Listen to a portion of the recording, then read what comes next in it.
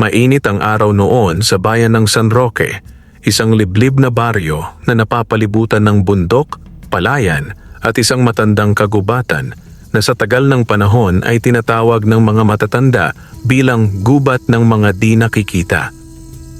Doon daw naninirahan ang mga nilalang na hindi basta-basta nagpapakita, mga engkanto, duwende, diwata at kung ano-ano pa.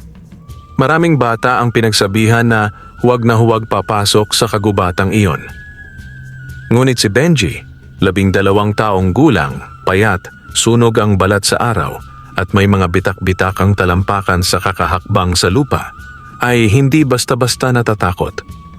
Anak siya ni Mang Doming, isang magsasakang halos wala ng pag-asa sa buhay.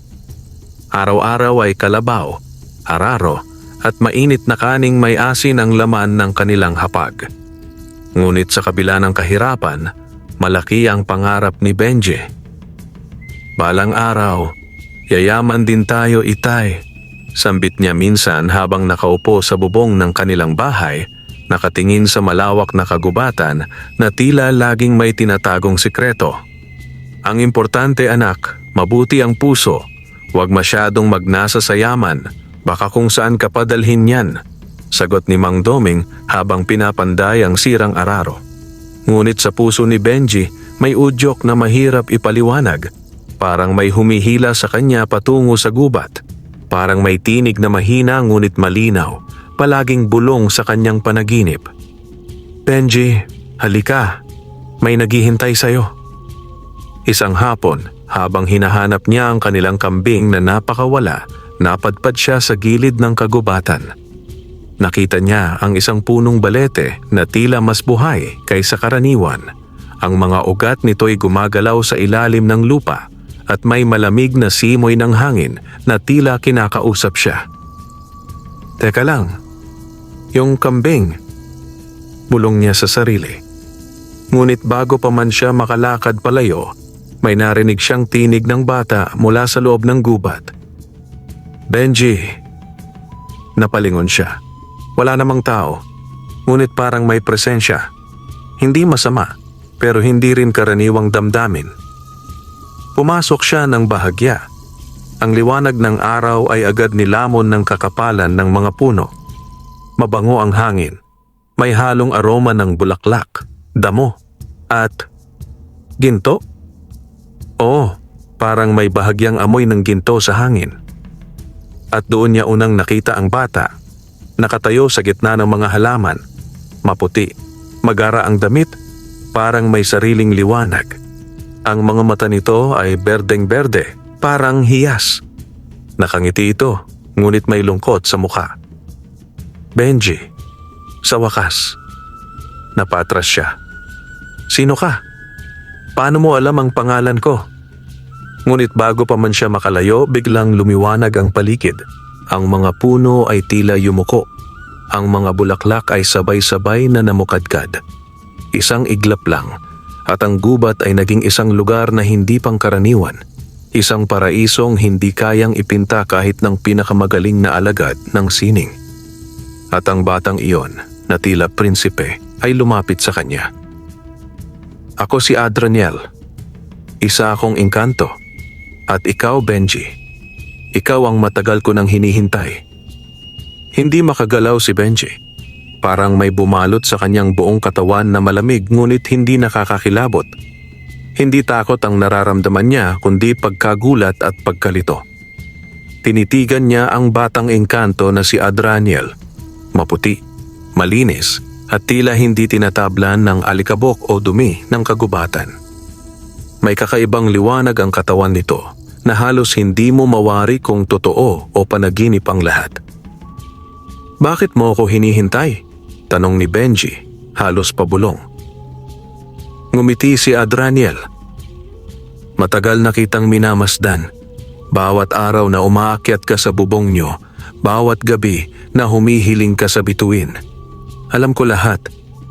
Hindi ako multo, Benji. Isa akong batang engkanto.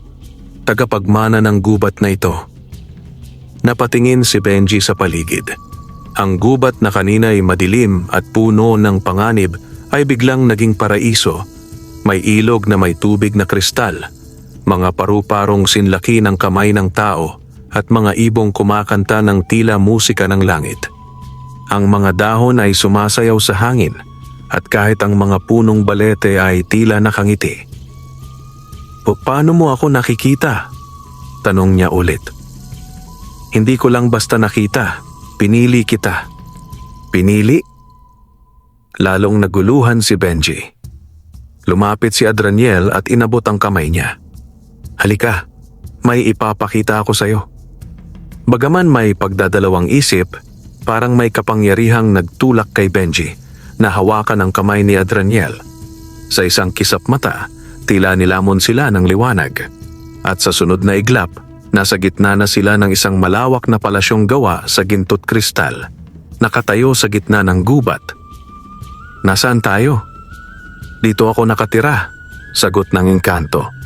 Ito ang bahay ng mga tagapangalaga ng gubat, pero ako na lang ang natitira sa aming angkan. Naglakad si Adraniel sa loob ng palasyo habang nagkukwento. Noong unang panahon, maraming batang engkanto ang nanirahan dito. Kami ang nagbabantay sa balanse ng kalikasan, ng hangin, ng lupa, ng mga hayop at halaman. Ngunit dumating ang mga ganid, mga tao na pumasok sa gubat, pumutol ng puno at sinira ang mga sagradong lugar. Tumigil si Adraniel sa harap ng isang dambuhalang salamin. Sa loob nito ay kita ang larawan ng gubat noon. Mas malawak, mas makulay, mas buhay.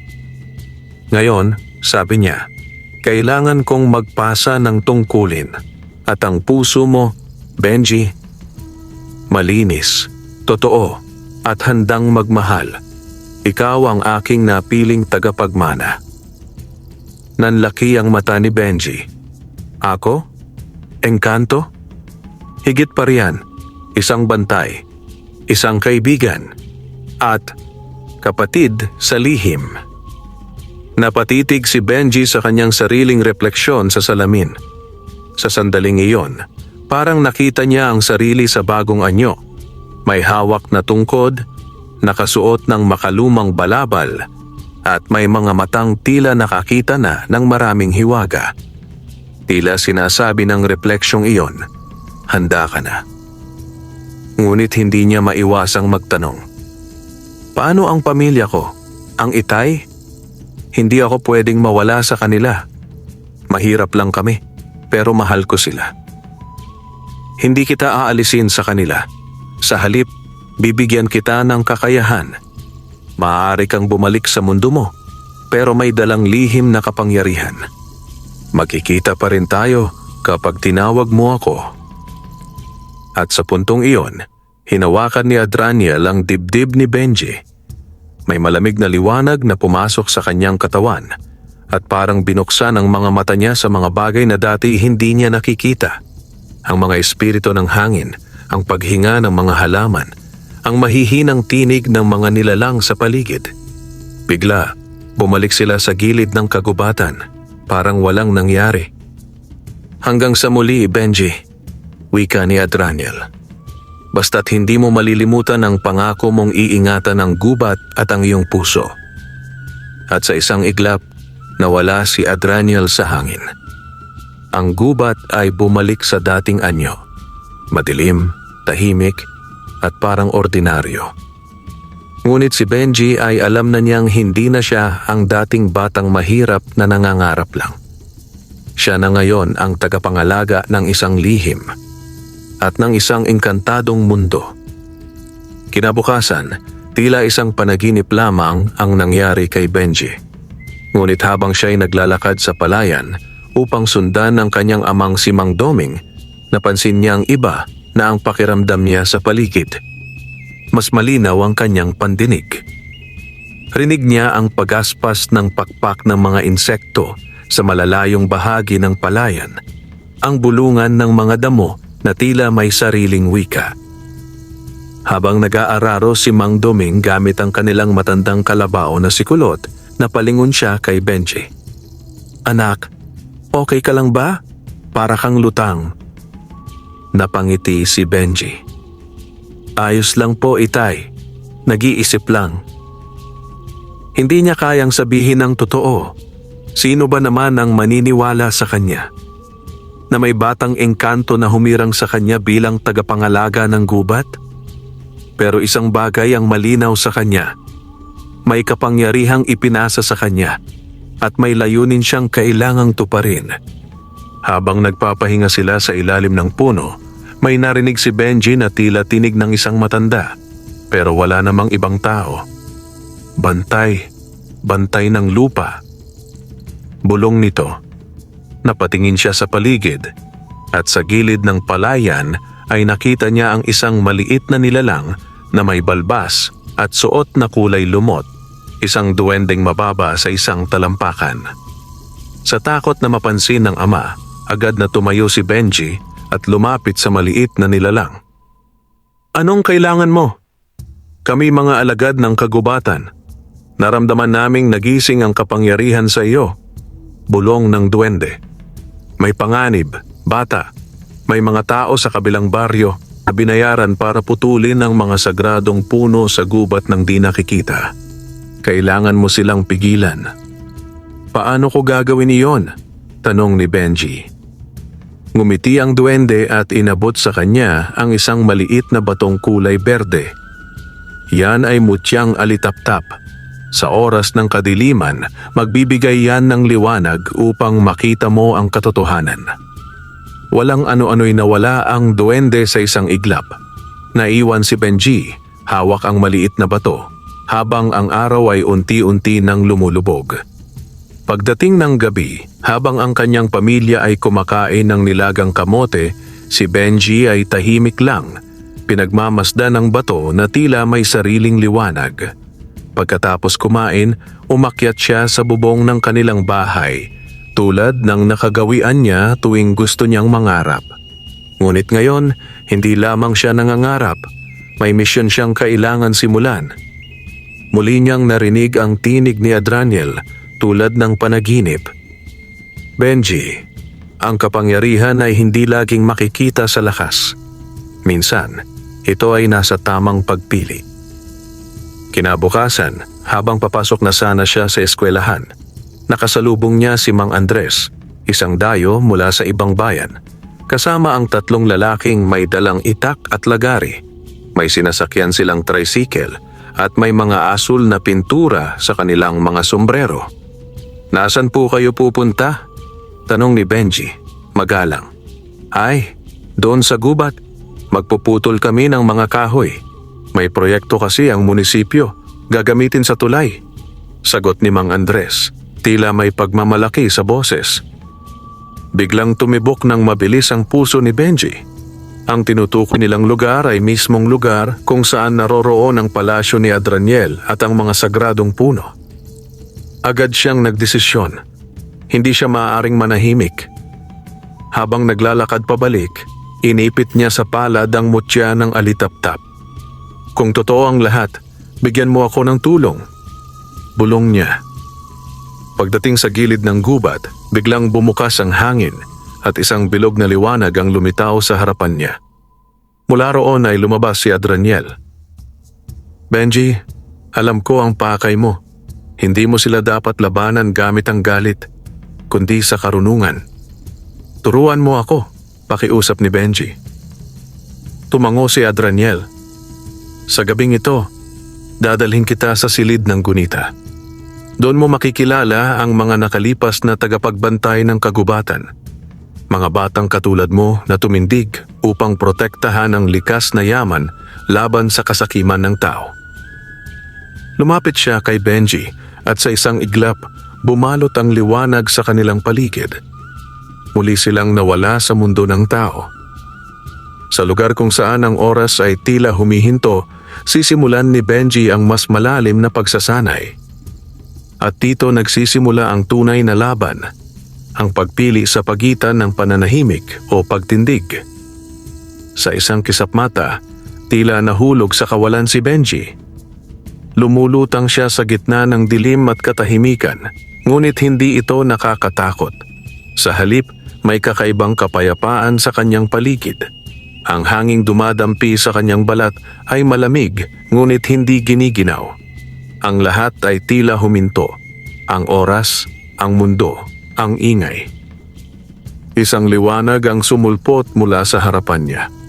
Dahan-dahang lumawak iyon hanggang sa lumitaw ang isang malawak na bulwagan na yari sa kahoy, liwanag at alon ng hangin. Ito ang tinatawag ni Adraniel na silid ng gunita. Benji, tinig ni Adraniel habang lumilitaw sa kanyang tabi. Ito ang tahanan ng alaala ng mga tagapagbantay ng kalikasan. Dito mo makikilala ang mga batang tulad mo, mga nilalang na naglingkod para protektahan ang buhay sa lupa. Makinig ka at matuto. Isa-isang nagliwanag ang mga haligi ng silid. Sa bawat liwanag, lumitaw ang anyo ng isang bata. May mga katutubo, may mga batang may banyagang kasuotan, may mga batang nakasuot ng dahon, at ilan ay tila mga espiritong ulap. Lahat sila ay nakatingin kay Benji at bawat isa ay may kwento. Ako si Laya, wika ng isang batang babae mula sa Ifugao. Sinakripisyo ko ang aking tinig upang hindi maibenta ang aming kabundukan sa mga dayo. Hanggang ngayon, ang tinig ko ay naririnig bilang ihip ng hangin sa aming mga talampas. Ako si Kamal, sambit ng isang batang lalaki mula sa India. Ginamit ko ang hininga ng apoy upang itaboy ang mga naglalason sa aming mga ilog. Nasunog ang aking katawan, ngunit naligtas ang aming tubig. Namangha si Benji. Mga bata rin sila, katulad ko. Tumango si Adraniel. Oo, Benji, ang mga tagapagbantay ay hindi pinipili sa edad kundi sa puso, sa tapang, sa kagustuhang magsakripisyo kahit kapalit ay sariling buhay. Lumapit ang isang batang lalaking mukhang Pilipino, nakabahag at may hawak na sibat. Ako si Salumay. Mula pa ako sa panahong wala pang Kastila. Tinindigan ko ang kagubatan ng timog laban sa mga mamumutol na sundalo. Isa akong anak ng magsasaka, katulad mo. Napalunok si Benji. Biglang sumikip ang kanyang dibdib. Pero ako'y mahina. Mahirap. Bata lang ako. Hindi ko alam kung kaya ko. Ngunit sa mismong sandaling iyon, lumapit si Salumay at hinawakan ang kanyang balikat. Ang isang punong kahoy ay nagsisimula rin sa isang buto. Ang isang bagyong malakas ay nagsisimula sa isang simpleng ihip ng hangin. Napalingon si Benji kay Adraniel. Anong kailangan kong gawin? Bukas sa pagsikat ng araw, ani Adraniel, magsisimula na ang pagputol ng mga sagradong puno sa gubat ng di nakikita. Hindi mo sila kailangang saktan, ngunit kailangang pigilan mo sila gamit ang iyong talino, iyong tapang, at ang liwanag ng mutya. Inabot ni Adraniel ang kanyang kamay, at mula sa liwanag nito'y sumulpot ang isang pulseras na may ukit ng punso, alitap-tap at araw. Ito ang pulseras ng bantay lupa. Habang suot mo ito, maririnig mo ang boses ng mga hayop, mararamdaman mo ang tibok ng mga halaman at makakakita ka sa dilim. Isinuot ni Benji ang pulseras. Kumislap ito at tila may kuryente siyang naramdaman sa kanyang katawan. Ngunit mag-ingat, babala ni Adraniel. May mga nilalang mula sa itim na gubat ang maaaring magising sa bawat pagputol ng puno. At kung sila'y tuluyang magising, hindi lang ang kagubatan ang mawawala, pati ang kaluluwa ng ating mundo. Biglang lumiwanag ang paligid. Muling binalot ng liwanag si Benji. Sa isang iglap, naroon na siya muli sa kanyang higaan. Ngunit hindi ito panaginip. Nasa kanyang pulso ang pulseras. Sa kanyang palad, ang mutyang alitap-tap. At sa kanyang puso, isang panibagong tapang. Pagsikat ng araw, maaga pa lamang ay gising na si Benji.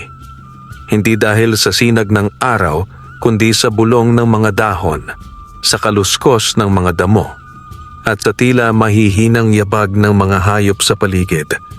Ramdam niya sa mismong puso niya, may panganib. Lumabas siya sa kubo nilang yari sa kawayan at pawid. Ang kanyang ama ay nagsisimula ng maghanda ng mga gamit pangsaka. Ang ina naman ay abalang nagsisibak ng panggatong. "Pa, ma, aalis muna ako ha. May pupuntahan lang ako sa may gubat." Napatingin sa kanya ang kanyang ina. May bahid ng pagtataka sa muka. "Sa gubat, anak? Hindi ba't sabi ng mga matatanda, huwag lumapit doon sa dulo? Maraming nilalang doon." Ngunit ngumiti lamang si Benji. "Mag-iingat po ako. May kailangan lang akong gawin." Sa kanyang pulso, kumikislap ang pulseras ng bantay lupa. Hindi ito nakikita ng kanyang mga magulang. Isang tanda na sagrado ito para lamang sa mga pinili. Sa loob ng gubat. Pagpasok niya sa gubat nang di nakikita, agad siyang sinalubong ng malamig at tila humihingang hangin. Ang mga dahon ay umuugong na parang may sinasabi, habang ang lupa ay mainit sa kanyang mga talampakan, parang may apoy sa ilalim. Biglang lumitaw mula sa lilim si Adraniel, nakasuot ngayon ng damit na parang mandirigmang prinsipe. May baluti ngunit gawa sa hibla ng mga dahon, kumikinang sa liwanag ng araw. "Benji," wika niya, "nararamdaman mo ba?" Tumango si Benji. Parang may nasasaktan. "Oh, 5 puno ng kalikasan ang tinadtad na ng mga bagong dating. May permiso sila mula sa mga tiwaling opisyal, kapalit ang pangakong kalsada, semento at trabaho. Pero hindi nila alam, ang mga punong iyon ay hindi basta-basta. Isa sa mga punso roon ay pinagpahingahan ng huling diwata ng tubig." Napakurap si Benji. "Ano ang dapat kong gawin?" "Magtungo ka sa pusod ng gubat. Doon mo makikita ang mga nanggugulo. Ngunit kailangan mong dumaan sa unang pagsubok." Ang unang pagsubok, ang ahas ng araw. Nagpatuloy si Benji sa paglalakad. Habang lumalalim ang kanyang nilalakaran, bigla siyang sinalubong ng malagintong liwanag mula sa lupa. Sa gitna ng isang malawak na burol, lumitaw ang isang dambuhalang ahas na ang balat ay yari sa gintong sinag, ang ahas ng araw. "Ikaw ba ang bata?" Bulong ng ahas habang umikot sa kanya. "Bata ng lupa, bata ng alitaptap." "Oo," sagot ni Benji, pinipigil ang takot. "Ako si Benji. Naparito ako para pigilan ng sinumang sumisira sa kagubatang ito." "Kung gayon," bulong ng ahas, "patunayan mo. Ako ang unang bantay. Bago mo marating ang pusod ng gubat, kailangan mong sagutin ang tanong ko. Kung mali ka, lunok kita." Kinabahan si Benji ngunit tumango. "Anong mas mahalaga?" ani ng ahas. "Tubig o apoy?"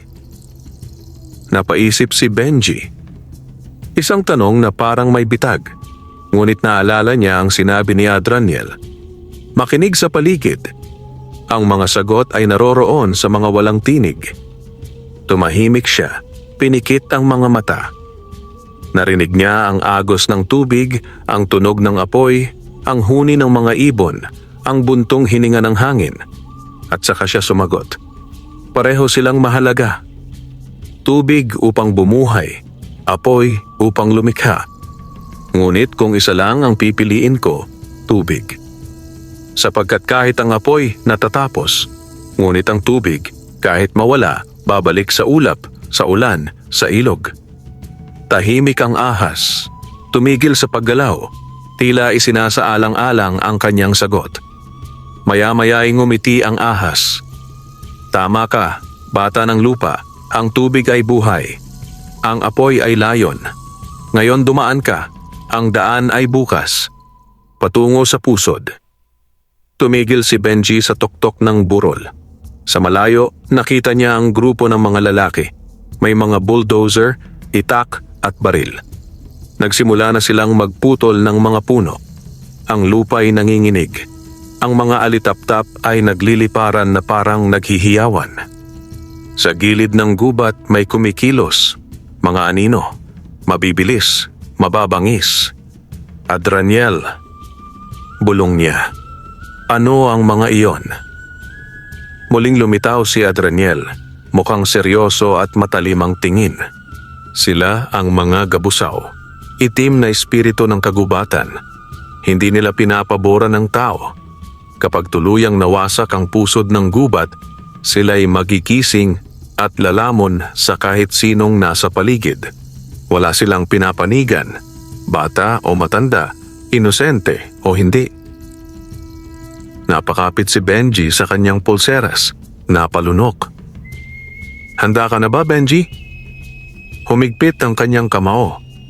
Ang kanyang simpleng puso ay hindi na basta pangarap lamang. Isa na siyang bantay ng kalikasan. Handa na ako. Sa ilalim ng malawak na langit na natatabingan ng makapal na ulap, marahang bumaba si Benji mula sa burol. Sa kanyang dibdib, ramdam niya ang mabilis na tibok ng puso. Hindi dahil sa takot, kundi sa kagustuhang maprotektahan ang kagubatan. Ang hangin ay may dalang babala. Tila bawat halik ng hangin sa kanyang balat ay paalala ng panganib na papalapit. Sa malayo, tuloy-tuloy ang pagputol ng mga puno. Ang makina ng bulldozer ay kumakain ng kalikasan. Ang dating masiglang huni ng mga ibon ay napalitan ng tunog ng lagari at pagsabog ng ugat ng matandang punong kahoy. Bakit nila to ginagawa? Tanong ni Benji sa sarili. Hindi ba nila alam na may mga nilalang na nagbabantay sa gubat? Sa gilid ng kakahuyan, nakita niya ang tatlong malalaking anino. Itim, kulubot, at tila gawa sa usok. Sila ang gabusaw, ayon kay Adraniel. Ang mga dating tagapangalaga ng dilim, isinumpang kaluluwa ng mga taong sinira ang kagubatan noong unang panahon. Ngayon, nagbabalik sila bilang mga bantay na may galit. Sa gitna ng panaginip at katotohanan, Benji, bulong ng isang tinig mula sa hangin. Napalingon siya. Sa kanyang likuran, naroon si Adraniel. Ngayon ay nakasuot ng balabal na gawa sa balahibo ng uwak at ang kanyang mga mata ay parang kumikinang sa dilim. Ang gabusaw ay mga nilalang na hindi mo dapat labanan ng lakas sapagkat sila'y hugis ng sama ng loob. Kinakatawan nila ang galit ng kalikasan at ang kadiliman sa puso ng tao. Hindi sila napapatay pero sila'y napapawi sa pamamagitan ng liwanag. Anong liwanag? Tanong ni Benji. Liwanag ng puso, katapatan, sakripisyo, at ang pag-ako ng kasalanang hindi mo naman ginawa.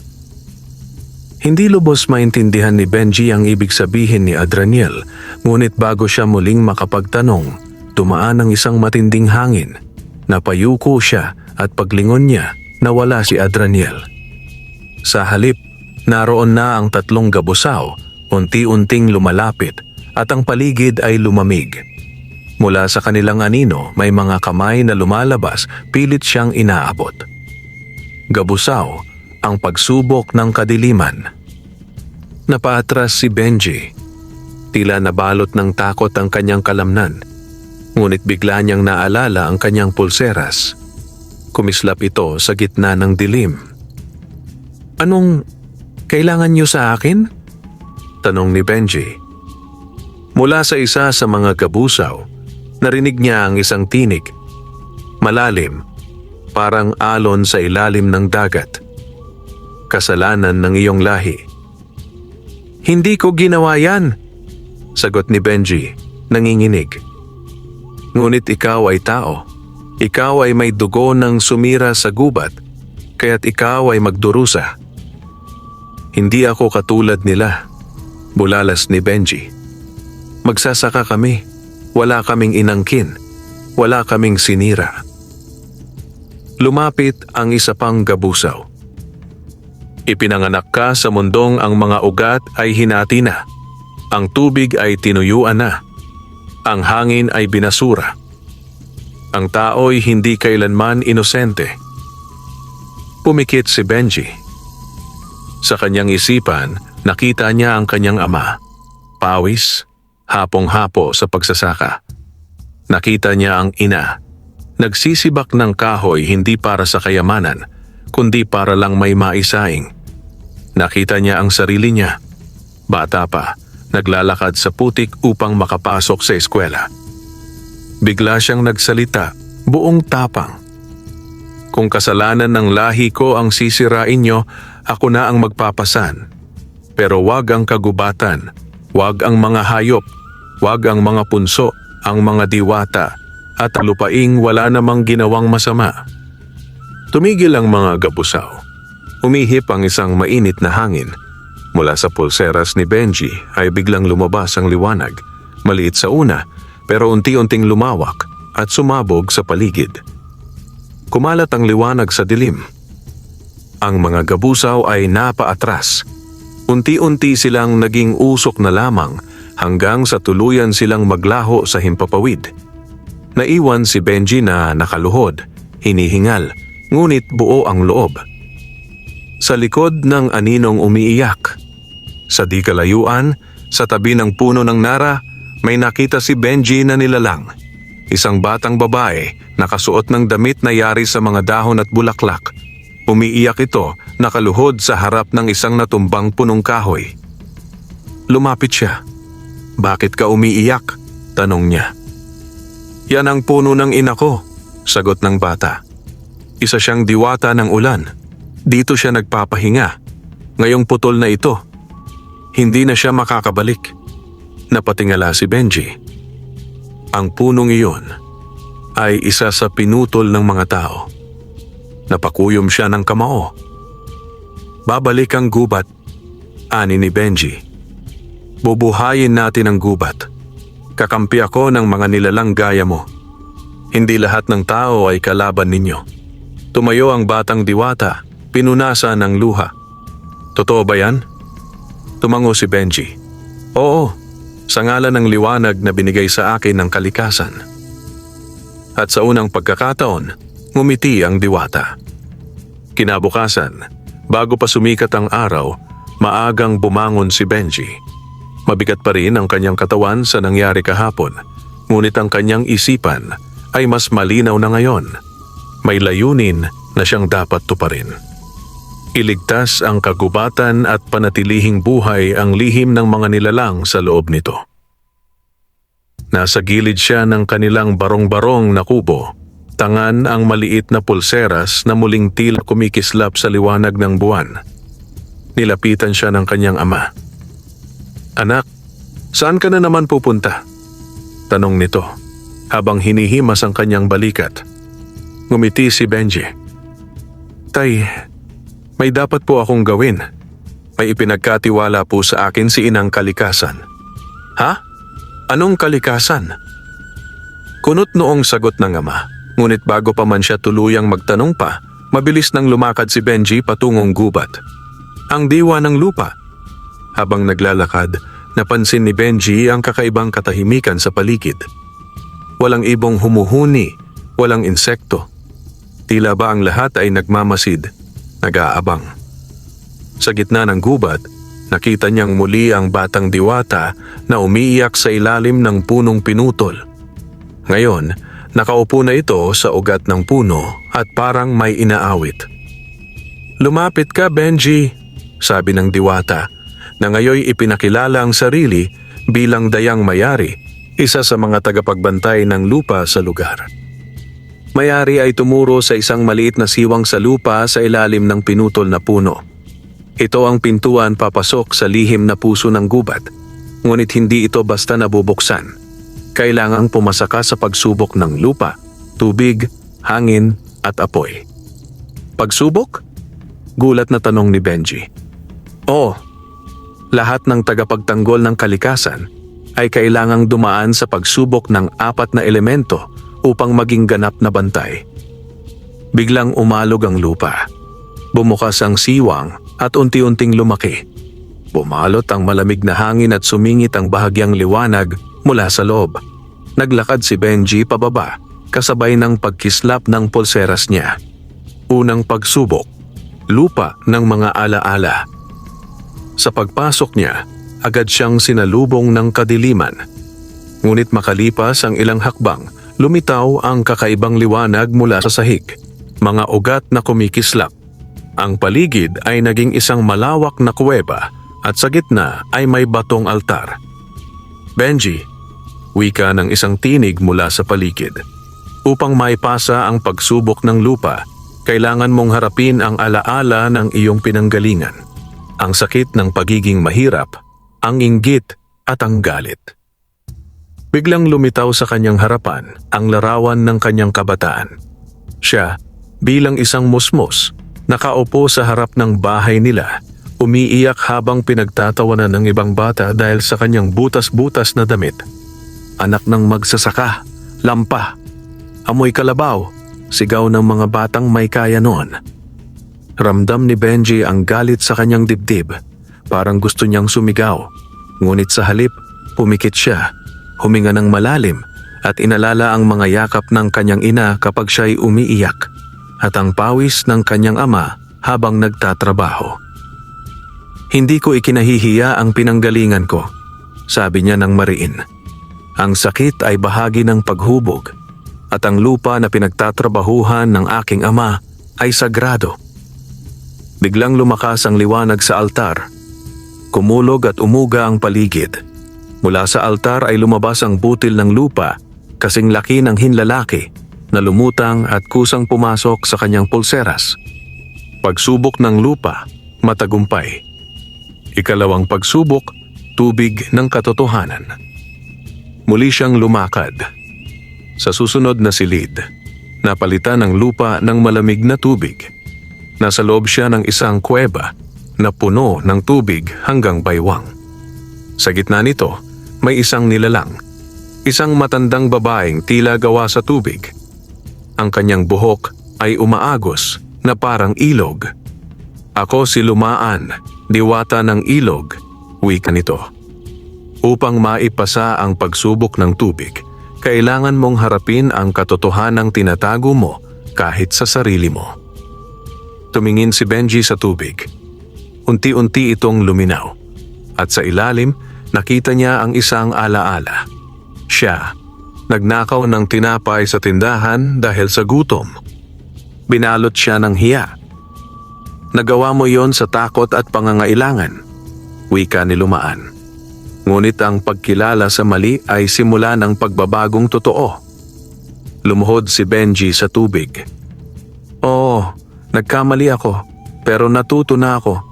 Hindi ko na uulitin." Dahil dito, lumutang ang isang maliit na patak ng tubig na tila perlas. Sumama ito sa pulseras. Pagsubok ng tubig, matagumpay.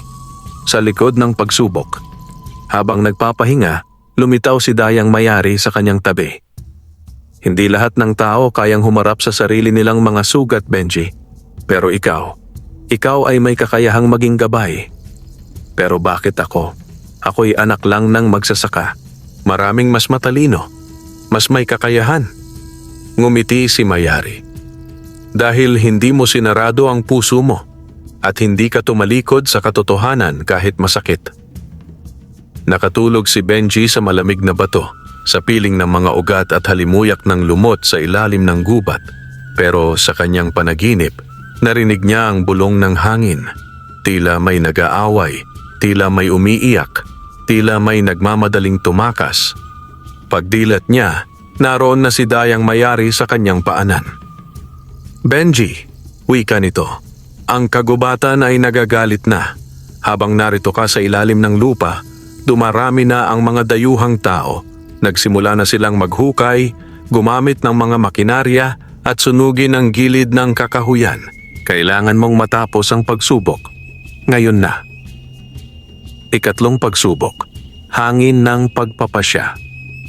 Sa isang iglap, hinipan ng hindi nakikitang hangin si Benji at tila inanod siya sa isa pang bahagi ng lihim na daigdig. Nang makapikit siya at dumilat, naroroon na siya sa isang napakalawak na bangin.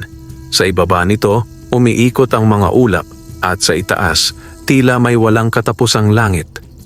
Isang puting agila ang lumapag sa isang patag na bato. Benji, anang agila na siyang katauhan ng anino ng hangin. Ang pagsubok ng hangin ay ukol sa pagpapasya, sa pagitan ng magaan at mabigat, sa pagitan ng paglipad at pananatili. Sa harap mo ay dalawang landas. Ang isa, pabalik sa iyong pamilya, ligtas at payapa. Ang isa, patungo sa apoy, panganib at pakikidigma. Lumitaw ang 200. Sa kaliwa may liwanag at doon naroon ang imahen ng kanyang ama, ina at mga kapitbahay. Masaya, payapa, kumakain ng lugaw.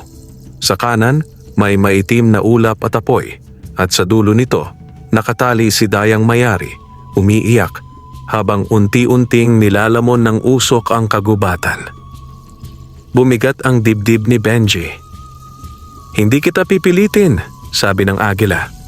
"Ang hangin ay laging malaya. Ngunit ang totoong lakas ay nasusukat sa kung anong pasya ang iyong pipiliin." Tahimik si Benji. Tumingin siya sa kaliwa. Hinaplos sa isipan ang mukha ng kanyang ama. "Mahal ko ang pamilya ko. Pero anong saysay ng kaligtasan kung ang mundong kinabibilangan nila ay unti-unti ring mamamatay?" Lumakad siya sa kanang daan. Sa bawat hakbang, lumalakas ang hangin. Lumipad ang agila sa langit at sumigaw. Pagsubok ng hangin, matagumpay. Lumipad pababa mula sa kalangitan ang isang balahibo ng agila, lumulutang na sumanib sa kanyang pulseras. Ika-4 na pagsubok, apoy ng puso. Bago pa siya makapahinga, isang malakas na init ang biglang bumalot sa paligid. Ang mga pader ng kuweba ay nagbagong anyo, naging apoy. Ang kanyang paligid ay naging parang pugon, habang ang lupa sa ilalim ay naging pulang-pula na tila baga. Mula sa gitna ng apoy, isang nilalang na yari sa apoy ang lumitaw, malaki, naglalagablab, at may mga matang tila apoy din na umiiyak. "Ako si Siglahon," wika nito. "Ako ang diwa ng apoy. Ako ang galit, ang lakas, ang tibay ng loob. Sa akin mo ipapasa ang huling pagsubok, ang pagsusunog sa mga kinatatakutan mo." Lumitaw sa harap ni Benji ang kanyang mga kinatatakutan, ang mga taong nanunukso sa kanya noon, ang pamilyang mawawala kapag siya'y pumalpak, at ang sarili niyang duda kung sapat ba siya para sa misyong ito. Ang boses ng kanyang ama ay narinig niya sa hangin. "Anak, hindi ka mandirigma. Mahina ka. Bata ka pa." Ang boses ng kanyang sariling isipan. Wala kang alam sa mahika, sa gubat, sa pakikipaglaban. Napaluhod siya, umiiyak, nanginginig. Ngunit sa gitna ng apoy, dumampi ang malamig na hangin ng agila at tumindig si Benji. Ang tunay na apoy, hindi lang paninira, apoy rin ang pag-ibig, apoy rin ang pananampalataya. Biglang umangat mula sa lupa ang isang liwanag na hugis puso, nag-aalab sa gitna ng kanyang dibdib. Lumipad ito patungo sa pulseras. Pagsubok ng apoy, matagumpay. Ang pagsasanib. Sa sandaling iyon, sumiklab ang pulseras ni Benji. Naging liwanag ang katawan niya, parang buhay na nilalang ng kalikasan. Muli siyang sinalubong ni Dayang Mayari. "Ngayon," wika nito, "ikaw na ang tagapagdala ng 4 na diwa. Ang huling pagsubok mo ay hindi dito, kundi sa ibabaw ng lupa, sa totoong mundo. Bumalik ka, Benji. Iligtas mo ang aming mundo, ang inyong mundo." Sa itaas ng gubat. Pag-akyat niya sa siwang ng lupa, tila ibang daigdig na ang kanyang binalikan. Ang paligid ay puno ng usok. May mga truck, may mga putol na puno, may mga lalaking may dalang chainsaw at sigarilyo sa bibig. Pero bago pa man siya mapansin, lumitaw mula sa kanyang pulseras ang liwanag ng 4 na elemento. Lumikha ito ng lihim na kalasag na tumabon sa gitna ng gubat, isang dambuhalang kupola ng enerhiya na hindi basta-basta matutunaw ng makina o apoy. Sa kabilang dulo ng gubat mula sa himpapawid, isang batang engkanto na nakaputi at may gintong mata ang tahimik na nanonood. Handa na siya, bulong nito. Ang umagang sumunod ay hindi ordinaryo para sa mga naninirahan sa paanan ng bundok. Ang hangin ay mabigat, parang may paparating na masama. Mula sa kanilang mga bahay kubo, ang mga magsasaka ay nagmamasid sa unti-unting paglapit ng malalaking truck, bulldozer at armadong guwardiya ng isang kompaniyang nagngangalang Terra Luna Mining Corporation. "Benji, nasaan ka na ba anak?" Bulong ng kanyang ina habang hawak ang lumang dasalan ng lola ni Benji. Ang lihim na harang. Sa gitna ng kagubatan, ang kupolang nabuo mula sa 4 na elemento ay nananatiling nakatindig. Hindi ito nakikita ng karaniwang tao, ngunit nadarama. Parang hangin na naglalakad, parang ilog na dumadaloy sa gitna ng hangin. Lahat ng makinang sinusubukang pumasok sa kupola ay humihinto, nababasag o nababaluktot ang mga bahagi. Nagtataka ang mga tao. "Sir, parang may force field. Hindi makapasok ang bulldozer." Di sunugin na lang. Baka technology lang yan. Pagdating ng batang engkanto. Habang lumalalim ang tensyon, sa itaas ng kupola, lumapag sa isang sanga ang batang engkanto, ang anak ng pinuno ng engkanto sa Hilaga, at siyang lihim na bantay ng dayang mayari.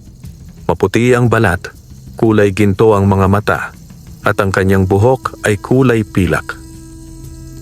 Siya si Lahim, tagapagmana ng Diwang Ginto, ang engkantong may kakayahang baguhin ang anyo ng enerhiya at damdamin. "Benji," tawag niya habang bumababa sa himpapawid. "Panahon na para magsanib tayo. Hindi mo kayang harapin ito ng mag-isa." Pagtatapat. Nagkaharap sina Benji at Lahim sa gitna ng gubat. Tahimik. "Bakit mo ako tinulungan noon?" tanong ni Benji. "Bakit ka bumalik?" "Sapagkat ako man ay pagod na. Pagod na sa pag-iwas. Sa panunood ng pagkawasak ng kagubatan na minahal ko mula pagkabata.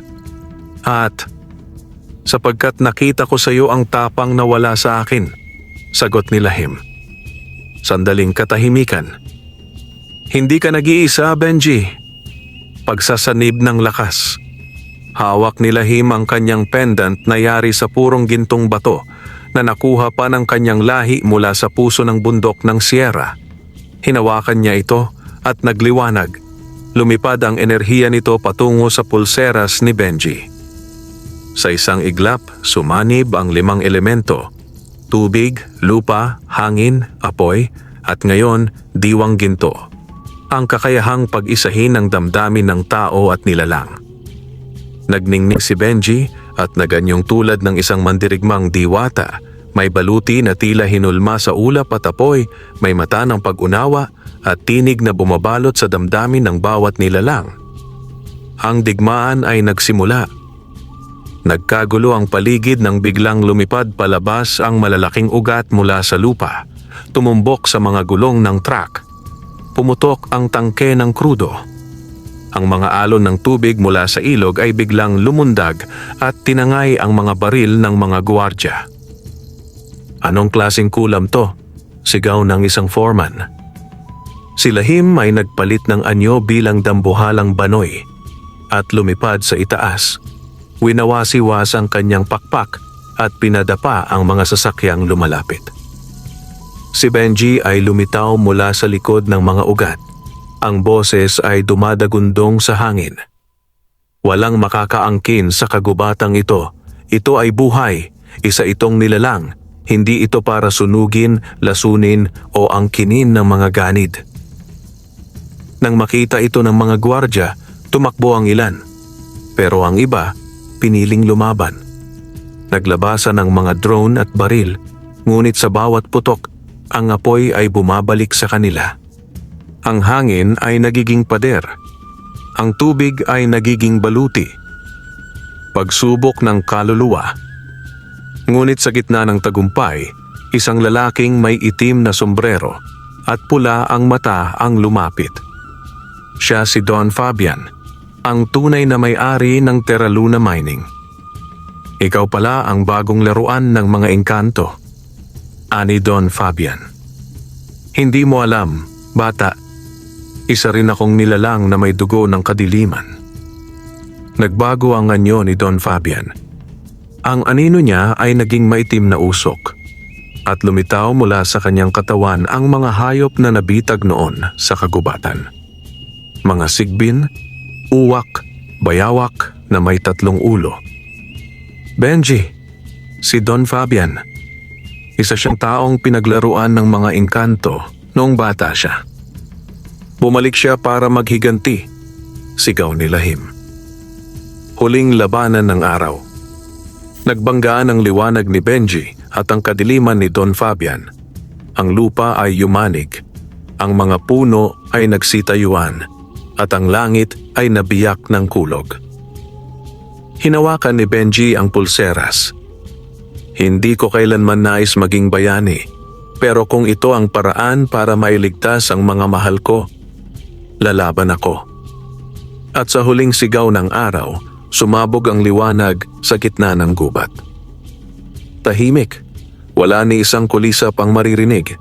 Wala na ang ugong ng mga makina. Ang gubat ay tila huminto sa paghinga. Sa gitna ng clearing kung saan sumabog ang liwanag, nakaluhod si Benji, humihingal habang bumubulusok pa ang liwanag sa kanyang mga kamay. Kasama niya si Lahim, sugatan ngunit buhay. Ang baluti nilang yari sa elemento ay basag-basag, ngunit buo pa rin ang kanilang diwa.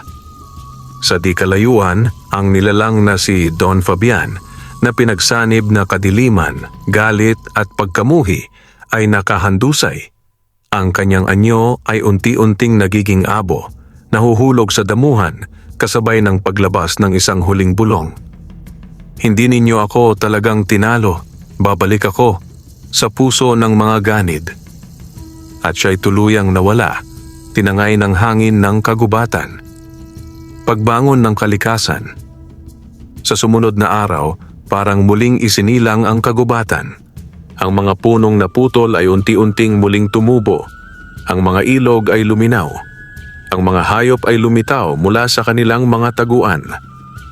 Ang kupola ay nanatili, ngunit ngayon ay hindi na para protektahan, kundi para maging tagapagpaalala sa tao ng hangganan.